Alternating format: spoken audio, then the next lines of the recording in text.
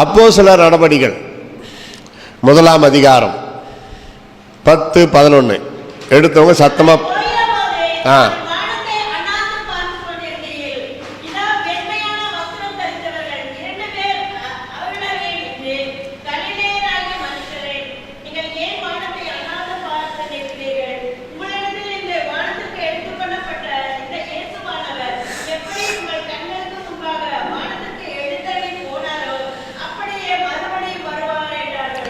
அல்லேலூயா.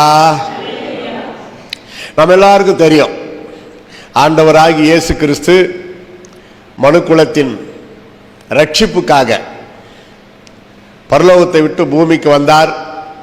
ஏழ்மையின் கோலமாய் ஒரு கன்னிகையின் வயிற்றிலே உற்பவித்து பிறந்தார்.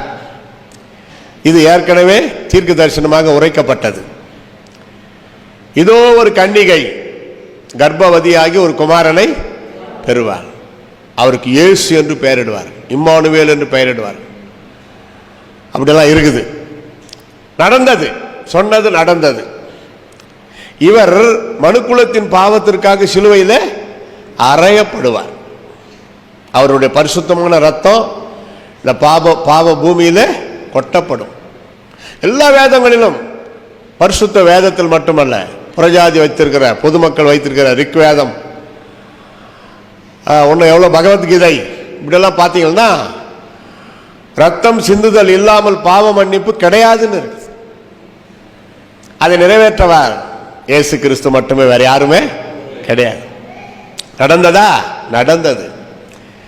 இந்த இயேசுவை இந்த பாவ பூமி வைத்திருக்காது. அவர் 3ஆம் நாளில் உயிரோடு எழுந்திருப்பார். ஓம் ஸ்ரீ உமாத்யாய நமக. உயிரோடு எழுந்தவரே உம்மை ஆராதிக்கிறேன்.